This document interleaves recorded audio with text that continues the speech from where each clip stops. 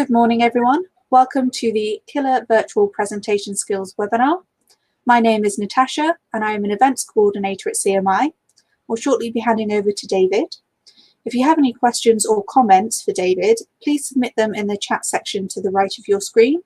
We will try our best to answer as many questions as we can at the end of the webinar. Now over to you, David.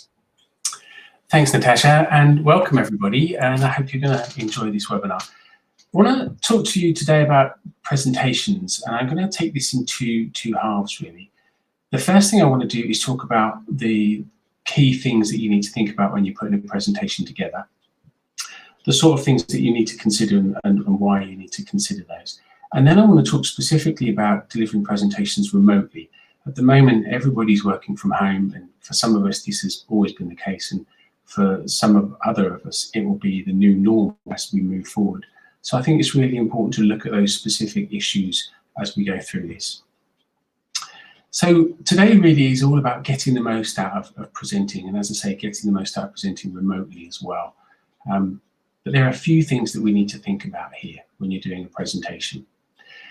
We need to think about our audience, and we need to think about why should the audience listen to us? Why should anybody give up their time, especially to like today on a Monday morning, to listen to us and listen to what we've got to talk about? And there are a number of reasons why they would. First of all, we need to think about the type of presentation we're giving. Is it going to be an information presentation? Is it going to be a call to arms presentation? Are we asking for people to do something at the end of this? And we really should be asking for them to do something. Are we providing data? Are we proposing a solution? Are we identifying a problem? Are we discussing a problem? Are we giving educational information? Are we asking people to contribute to that in some way? Are we looking for comments and feedback? So we need to be very clear about what it is we're doing with the audience and how we're going to engage with them, and what it is we expect from the audience, and indeed what they can expect from us. Now, you were all told before this that this is going to be about presentations, so you know what to expect. And it's really important that you respect your audience and you give them that opportunity to say, yep, this is the right thing for me, or actually, no, I think I might have joined the wrong meeting here, so I need to go back and check my diary, check where I should be, and go off and do something else. And this happens to be the same if you're in a live situation as well. So if you're in a presentation room or a hall and you're going to do a presentation, we need to tell people why they're there, so they know what to expect, they know they're in the right place, and they know what to contribute as they go forward as well. So with that put aside, I want to talk about presentation itself now. And I want to read this to you. The body lay alone on a cold floor, the antique knife firmly planted between the shoulder blades, and the door locked from the inside, with the key still in place. Now, you may be listening to this and you may be thinking, he's lost the plot, he's got lockdown fever, what on earth is he going on about? Well, why have I shown you this? Because presentations are all about telling stories. What we're doing is we're engaging with the audience, we're giving them a story, we're giving them something to listen to. And we do this because human beings love stories. That's how we learn, that's how we evolve, that's how we understand things. Stories are a brilliant way of getting information across to people, a brilliant way of training a new subject. We can demonstrate with stories in a way that we can't do with pure facts. So telling stories is what it's all about. If you can tell a story, then you're much more likely to engage your audience, to hold your audience, to keep them through to the end of your presentation. Now, all good stories come in basically three parts. So we have Act 1. Act 1 is where we set the situation. So this could be anything you like. This is about the problem. This is about the information. This is about the why. Why are you here, and why am I talking to you? This is Act 1 is all about the setup, all about setting that scene, giving a bit of backstory. And you can think about this as if you think about very basic stories that we learned when we were children. Once upon a time, there was XXX. That once upon a time sets the scene, tells you where you are. You're not today, you're in the past, so we're setting that story going. And this is very important with our presentations. What I want to talk about today is X. The reason we're going to talk about this is Y. We've identified this problem A. So we're telling what the story is, we're building that interest. If we jump straight into a solution, straight into what we want people to do, we'll lose them. because we need to go back to that why. Why am I here? What is it you want me to do? Now, a good way of thinking about this as well is something called Kipling's 6 Serving Men. It's a poem, and you may be familiar with this, and if not, it's a really useful thing to remember. And in there, Kipling talks about who, why, what, where, when, and how. And if you can answer those questions with any presentation or with any situation in life that you can use this for, it's a really useful tool to start thinking about what should be in there, why is it in there, who am I talking to, where are they, how am I going to talk to them. All of these things put together make a really good story to tell people. So when we're thinking about that structure, we need to think about what our objectives are. So we've talked about why. What am I trying to do? Am I trying to impart information? Am I trying to teach you a new subject? Am I just having a chat with you? And let's face it, these days when everybody's locked down, more than ever, it's really important to keep those communications going and to touch base with people, even if it's only virtually. So that may be the reason why we're having this presentation. We need to think about the structure, and we'll talk about structure a little bit more in a moment. We need to think about the content, what's in it, importantly, what's not in it, why is it in there, how much is too much. We need to think about our audience and what are they doing, who are they, where are they. We'll talk about that as we go through as well. We need to think about a call to action, and we need to think about what you want people to take away from your presentation to do something with, even if it's only to remember. So those are the key elements.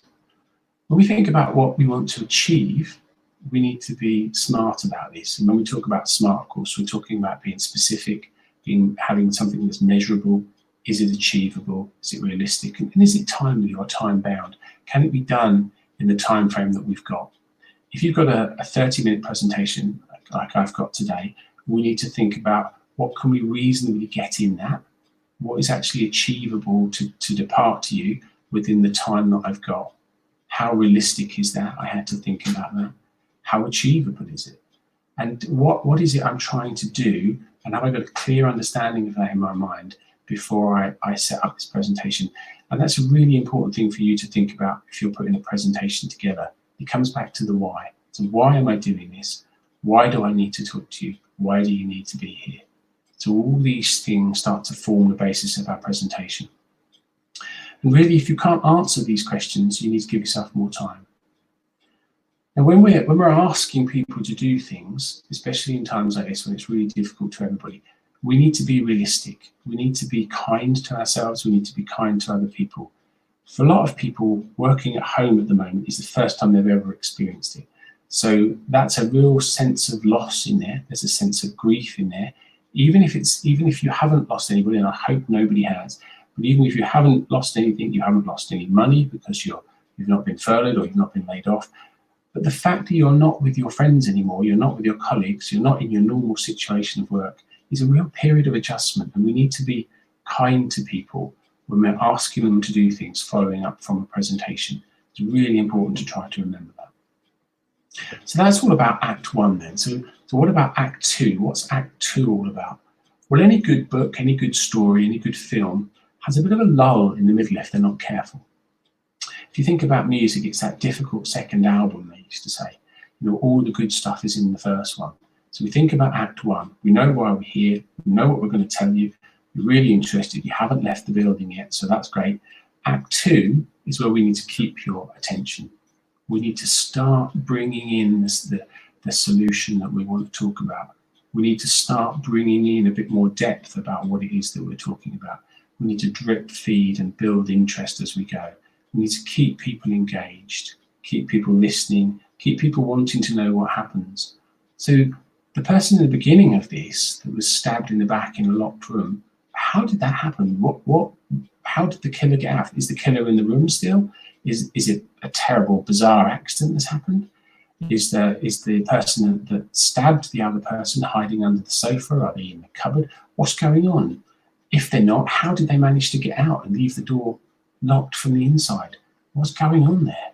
I mean, you know, that's the kind of interest we want to build. We want people to stay with us. I want to find out what happens at the end of this story. I want to find out what happens at the end of this presentation. And what I want to know is, how do we get there? What was it all about? What do I do next? What do I take away from that? So that's what we're thinking about in Act 2. We've laid the story, we're now building a bit more detail, building a bit more interest. And when we're doing this, we need to use doing words, or verbs if you like. And we need to think about what we're putting in our presentation in order that we're giving people, we're not making people passive, we're giving them something to do, something to pay attention to. So we use words like prepare. What I need you to do is to prepare for this. After this presentation, I'm going to ask you to demonstrate something. I want you to deliver these results by a certain time. We're going to be able to create something here, and I'm describing what I want you to do. So we're thinking about all these things that are, they're not passive, they're asking people to do something. Hence why we call them doing words. If we're just telling all the time, it's not really that exciting, you know, and I appreciate it's difficult on a situation like this where we don't have time to interact with you, but ideally I'd be asking you questions. If we had the appropriate software, we could poll, we could interact. And certainly with a smaller group, not the sort of size of group we've got today, but with a smaller group, you can interact. You know, you think about things like different software packages, for example, like Zoom or Teams, the new one from Microsoft. We can interact with people. We have different people on the screen at different times. We can ask people to say things. We can ask different people to present things. Just like a live meeting, we can get that buzz going, and it's a lot more enjoyable, a lot more fun. Doesn't work with big groups like this, just as it wouldn't in an auditorium. If we were in an auditorium, all of us, and I was talking to you, there's very little I can ask you to do because of the size of the group. So we need to think about that as well. When we're thinking about our audience, what is it they can reasonably do? What is it that's realistic, that's achievable? Going back to our SMART measures there, thinking about that. So when we think about what we're going to tell people, what the structure looks like, there's a generalized rule here that what we want to think about is we tell them what we're going to tell them. That equates to 10% of the presentation. Then we tell them, which equates to the bulk of the presentation, 80% of the presentation. Then when we've finished, we tell them what we've told them and what we want them to do next, the call to arms, the takeaway. And that really is important to keep that small, keep that to no more than 5 key messages. And there's a reason behind this. And that normally I would say to you, if we were a smaller group, I would say, who knows why that is. But the reason behind this is there's a limited amount of information that we can take away that's meaningful. So we keep it to a small number, and research has shown that 5 key messages is the maximum number of messages you want to take away. Now, that's a maximum, that's not a target. So I'm not saying to you every presentation should have 5 key messages. It shouldn't, but that's the very maximum that you want to take away.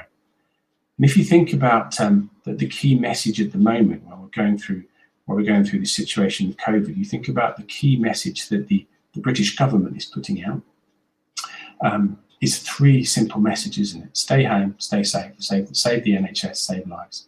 3 very simple messages, everybody can relate to that.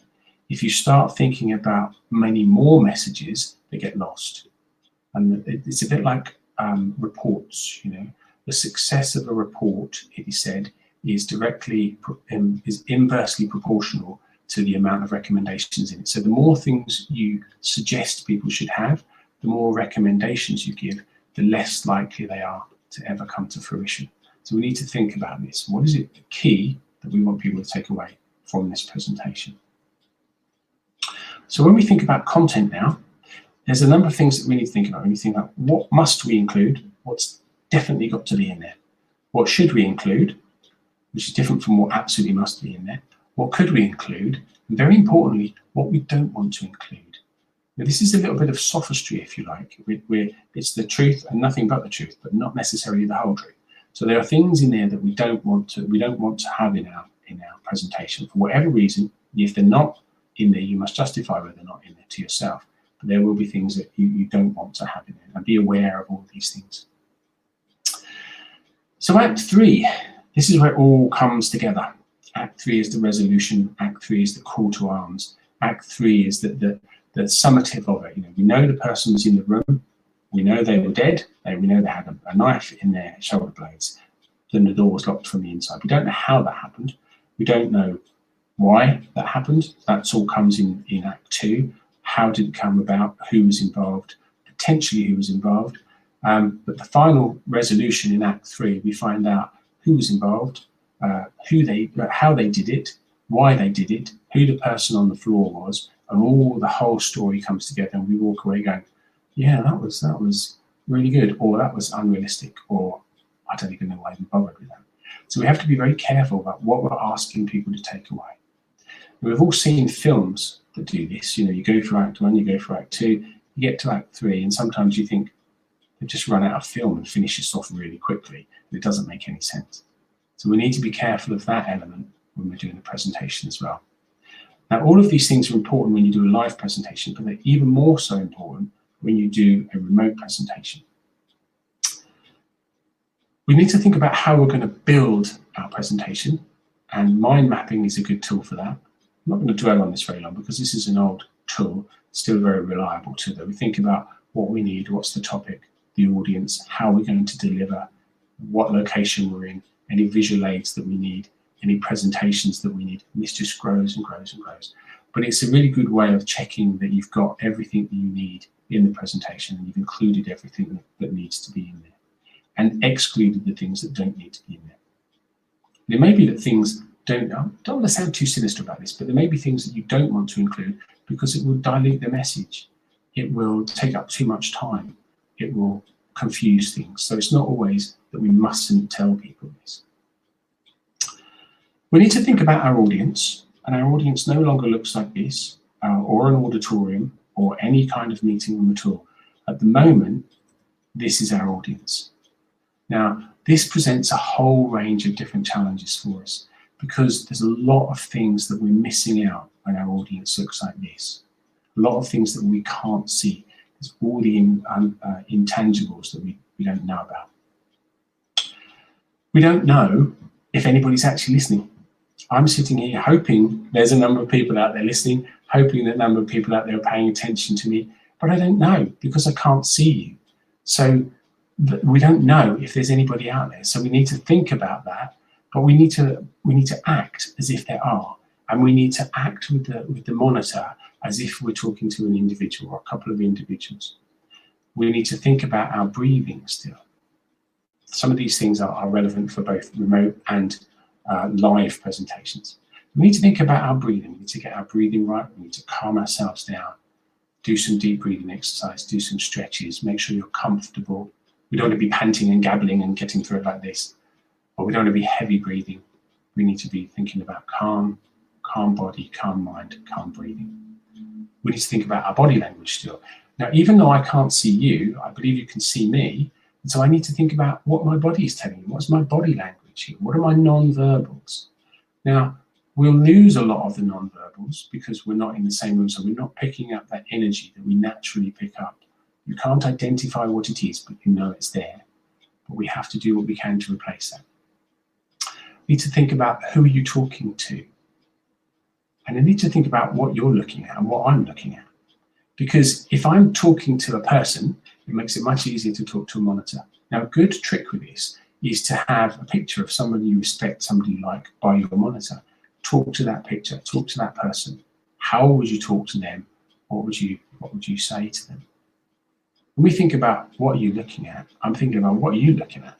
Because currently you're looking at me, hopefully, and you're looking at my background. Now, my background today isn't ideal, and I've left it like this particularly to make a point. This isn't an ideal background. Normally we would want to have a neutral background or some kind of banner so it's not too distracting. There's a lot going on in this room behind me, and we need to think about that. We need to think about that really carefully. Now, what you're looking at as well, we also need to remember that not everybody sees what I see. So I'm currently working on a desktop, so my camera is at eye level. You can see me, you can see my room. Now, if I had my laptop or a tablet, I may well be looking down. So we need to think about where is the tablet, where is the camera in relation to our faces. I've done a lot of interviews with people remotely where I spend a lot of time looking at their chin, looking at their nose. One was in a lecture room in a university, and I spent the time looking at the top of somebody's head because that's where the camera was positioned. If you have two screens, you need to think about this, because I've also interviewed people where they've got the camera on one screen, the questions and their script on another screen, so you end up talking to somebody's ear for 20 minutes if you're not careful. And if that's the case, you've lost the whole gist of the presentation. So we need to be thinking really carefully about these things.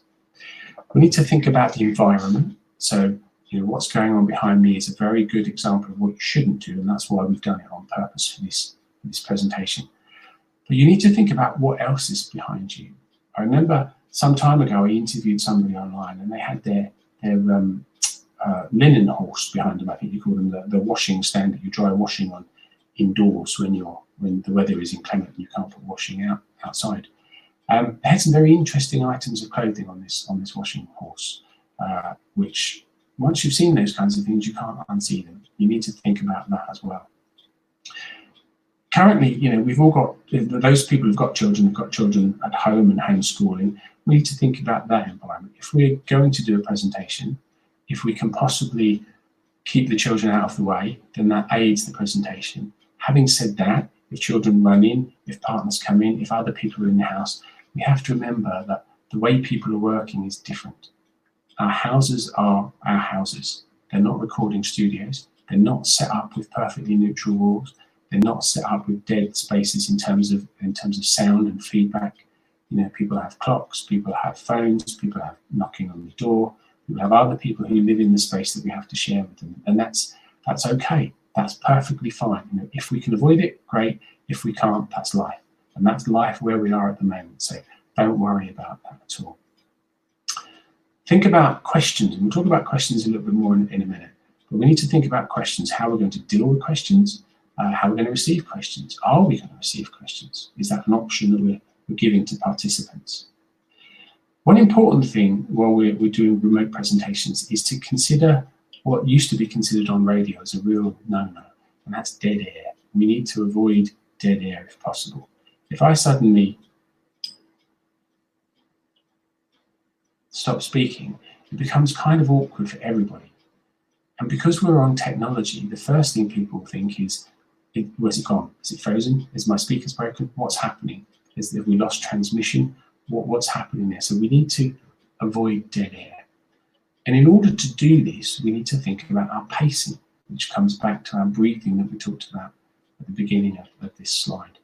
Think about your breathing. Think about your pacing. How am I coming across? Is it too fast? Is it too slow?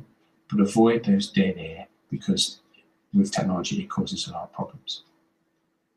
Now, when we're thinking about doing our presentation, I love this quote from Mark Twain. And there are two types of speakers, those who are nervous and those that are liars. And I think this is really important to bear in mind. Everybody is nervous. If you're not nervous before you do a presentation, you're probably not prepared. So you need to have a think about, are you ready? Have a run through. Now, what I would say alongside that is don't have too many run throughs. If you have too many practices, you'll kill it when it comes to being live. So don't have too many practices. Just enough so you know what you're doing, know where you're going to start, but don't overdo it, because you'll wear yourself out. And it won't be fresh to you.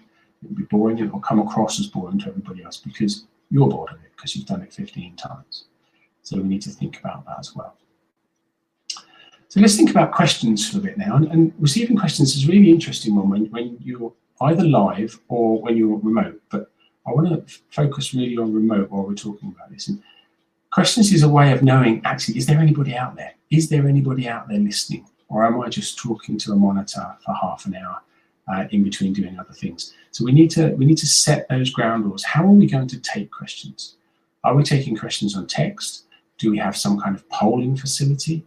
Are we going to take live questions? Are we going to open the mic with people?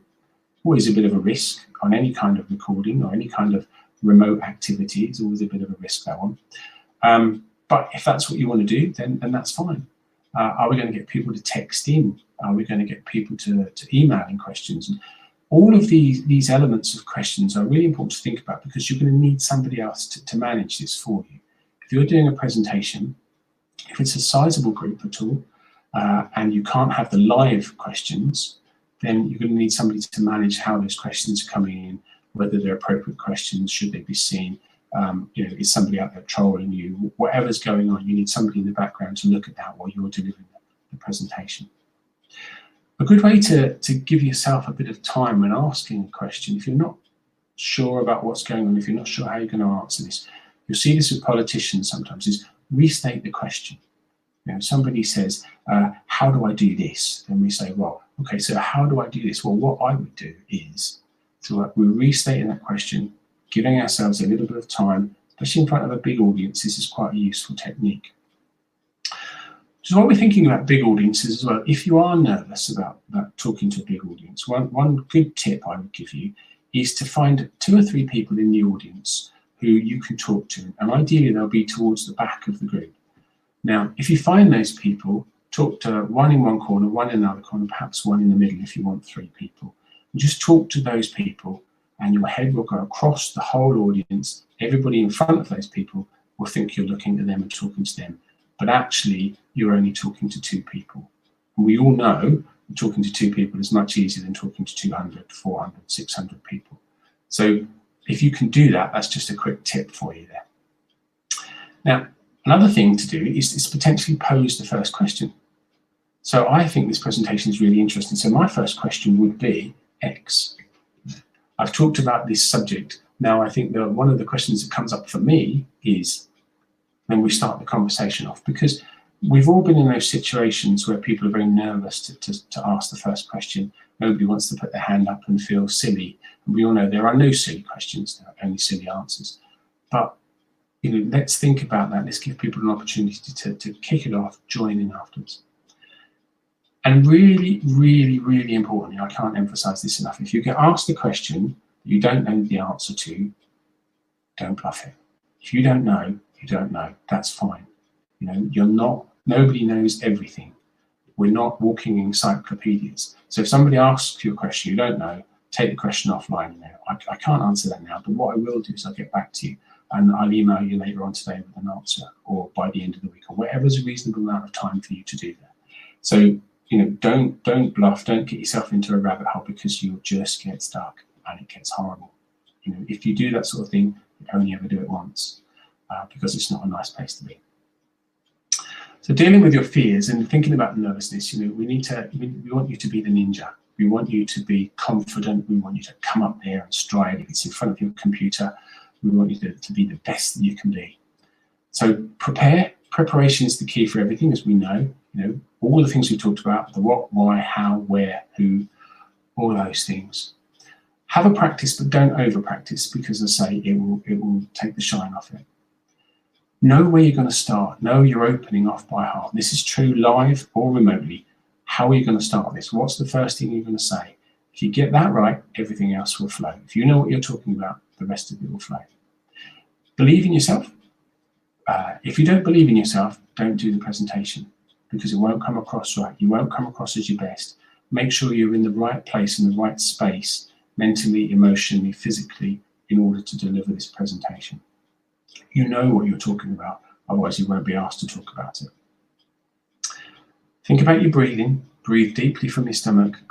Do anything you need to do to release tension. That could be shoulder stretches, you can do arm stretches, whatever you need to do. But the yoga, if you like, whatever works for you. And one really important thing is to maintain good eye contact. I can't see you, but I'm looking at my monitor as if I can, as if I'm talking to another person here. So maintain good eye contact. The worst thing you can do on a remote presentation is forget you're on the camera, forget there are people out there looking at you, start doing this sort of thing, playing with your ear, God forbid picking your nose, whatever it might be. But remember that you're talking to people, and people want to listen to you, they want to look at you, because they want those non-verbals that are missing otherwise. So maintain good eye contact, look at people. So some final takeaways for you, things I want you to take away. And yes, there are 6 in here, and there should only be 5, but there's a reason for that, because one of them is a sneaky one. Preparation is your key. Think about the 6 serving men. Think about all those things I've told you. See, and if you can, be seen. So you can see me. I can't see you because I'm looking at the presentation slides, but I am, in my mind, looking at all of you and talking to all of you. And I think that's really important to do. Project the message. What is it you're saying? Say it proud, say it loud, believe in yourself. Engage with the audience as much as you possibly can, whether it's on a media like this, or whether it's on a smaller group where you can see everybody's face and everybody can see you. Engage with them as much as you possibly can. This is the one to really remember. Remember that PowerPoint is not a presentation, it is a tool. PowerPoint in itself is nothing but a tool. Don't get confused, don't use all the facilities you can, don't overload your screens. PowerPoint slides are not a visual project. You do not want to put a newsletter or a project or anything that's too big on a slide, because you'll just lose people. And you won't be able to see it. There'll be so much on there they'll switch off. So remember that it is a tool and not a presentation itself. And the key thing with all these things is make it easy. Make it easy for your audience to remember you and your message. And I hope you remember me, and I hope you remember my message. And I hope this has been useful, and I hope you've taken something away from this. So that's it from me, really. So now I'm going to hand it back to Natasha and see if we've got any questions. Thank you, David. We did have lots of questions submitted before the session today.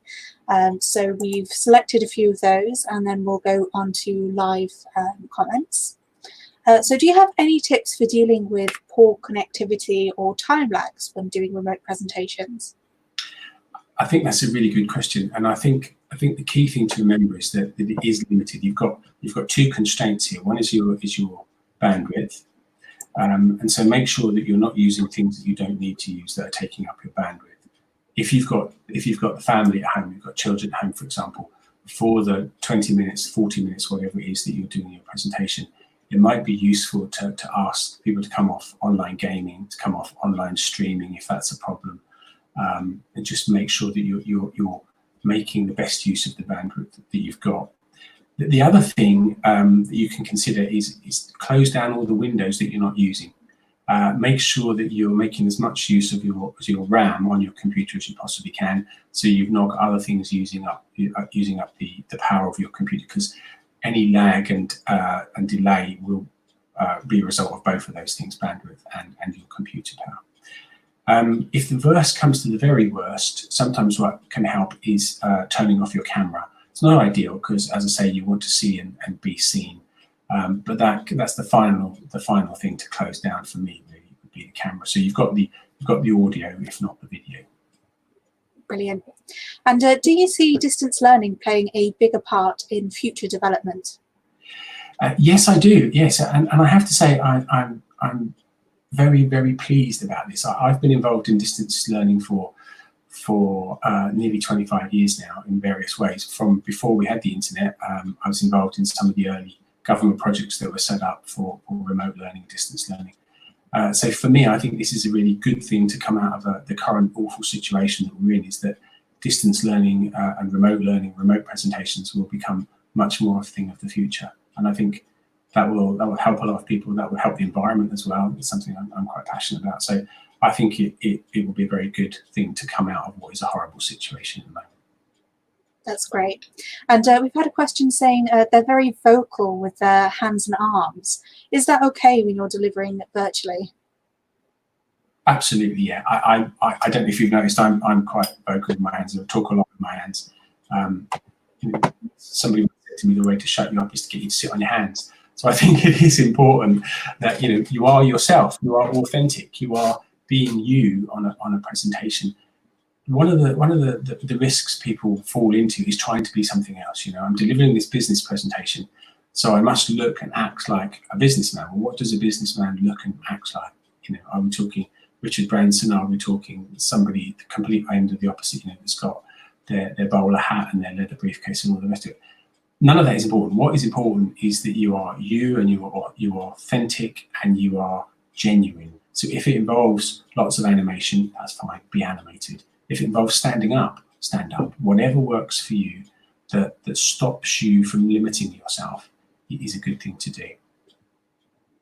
Okay, and do you use separate speakers, microphones, cameras to aid your presenting, or do you rely on the tech built into your computer? I think this is a really interesting question as well, because it really depends on your computer, on the capability of your computer. I'm using a Mac desktop at the moment, which has a very good microphone and camera built into it. But if that's not the case, then I would suggest you get an external microphone and potentially an external webcam just to clip onto your laptop. It really depends from setup to setup. I mean, I do have an external mic here as well, but I don't find I need to use that for presentations. That's great. We've had some questions come through the live chat. So Neil has asked, which I think you've really touched on a little bit, David, is what's your view on dress code for virtual meetings, ranging from internal team meetings to formal sale pitches, interviews, etc.? I think whatever you do live, do remotely. I think that's the key. And there's two reasons for that. One is, well, there's a number of reasons. One is respecting your audience. What are they expecting to see? Do you understand your audience and what they're expecting to see? Another one is about mindset. If you're doing a presentation and you are in your pajamas, you have a pajama mindset. If you're in your joggers and your scruffy Saturday morning gardening t-shirt, that's the mindset you have. The old thing about clothes make of the man is not really, I don't really believe that's the case, but it does change your mindset. So for example, this morning I got up, I had a jumper on, just a scruffy jumper, because I've been at work since just before 8 o'clock this morning. Before I came on here, about 9:15, I made some coffee, I went and put the shirt on, I made sure I looked okay, I was happy with the way I looked, sorted my hair out. We've all got lockdown hair at the moment. And I think that's really important. So I would say whatever you would do live, do remotely. Even if it's only for that half an hour. When this is over, shirt's coming off, jumper's going back on, be nice and cozy, get on with the rest of my day, which is all admin based. I'm not seeing anybody else, so I don't have to have that mindset. That's brilliant. Yeah, and you mentioned obviously making sure you're comfortable when you're delivering your presentation. Maria's asked, would you actually recommend doing a presentation standing? Maybe if it's something you're not used to. She's been told that it's better to control her voice, so that's how she's been delivering them. What would you recommend? Again, whatever works for you, Maria, whatever works for you. Standing up is fine. The only thing you need to remember if you're standing up is adjust your camera, because what you don't want is people looking at your belly. If I stand up now, all you'll see is my belly. So you need to think about that. Adjust your camera. Back to that question, what are you looking at? It's where's the camera, where's the angle? If you want to stand up, if you want to sit down, whatever works for you. If you want to walk around, that's fine. Whatever you would do in a live situation, you can replicate in a remote situation. Just remember where the camera is. What are people looking at? That's great. We've got another question here that says, in a training type webinar, so I suppose something very similar to this, what would you advise to promote interaction and engagement? If you've got the opportunity, I would use things like live questions. I would use polling. Polling is a good one if you've got software that can do it, and I know lots of software can these days. So you can judge how people are listening, you can judge what people are understanding. If you can inject some quizzes, some questions like that you're posing to people, that's really useful because it keeps people awake, keeps people engaged, and gives you an idea of how it's going down. How many people are listening, how many people are reacting, how many people are feeding back, or are people just putting it on, going off into the kitchen, making a cup of tea, running the Hoover around while they're on mute, all those kinds of things. We know people do that. And our task as remote presenters is to try and stop that happening. So you're not going to please everybody all the time, but yeah, so if you can interact with people, polling is good, questions, quizzes, tasks, that kind of thing, really good. Absolutely. And I'm sure this one everyone would like to know the answer to. How long should an online presentation last as a maximum? What is an online audience's attention span? That's a really good question because it's probably less than a live audience's attention span. And the reason for that is live audiences tend to be polite. And what I mean by that is they're not going to get up and walk out. By and large, they might get their phones out, they might do other things if they're bored, but they're not going to get up and walk out. That's not what we do as people. How long really depends on what you're talking about and how much you can engage people. I would say no longer than about 30 to 45 minutes is plenty. And there's an old expression that I've used before, brains do sums till bums go numb. You can only sit and focus for so long anywhere. And it's about deciding on that amount. So 30 to 40 minutes, I think, is plenty. That's fabulous. And we'll just take this last question from Whale. It says, I will be leading a virtual workshop of 6 attendees, and they're keen to encourage everyone to switch on their camera. Any clues on encouraging users to do this, as reading the body language is really helpful when delivering workshops? Yeah, I would just make it a requirement. Would just say, if when you're asking people to join the workshop, just like we would do in a live workshop, these are the requirements. You have to have done X, Y, and Z before you can come on this workshop. I would say part of being on this workshop is that you are required to have your camera. You can mute because we don't want to hear all the background noise when you're not speaking, but you are required to have your camera on as part of that. And there's nothing wrong with that. People expect that these days. If we just allow everybody to turn off their cameras and turn off their microphones, they're just going to go on do other things. So I would say it's a must. Yeah. Absolutely, that's fantastic. So thank you, David. That brings our webinar to a close. Thank you for your support and inputs, and thank you everyone for joining us today. If you registered to attend this session, we will be sending out some further details, a link to the recording, slides, CPD certificates. If you haven't, you can email us at cmievents@managers.org.uk, and we'll send you a copy of those things. Please do take a moment to complete the evaluation. We are just adding a link into the chat now. And we'll be here at the same time next week for our webinar on Crisis to Success, being the best you when working from home. So please do register for that one as well. We'll drop a link in to register for that. So thank you very much, David, and goodbye. Have a nice rest of your day. Thanks, Natasha, and thanks everybody for listening. Bye.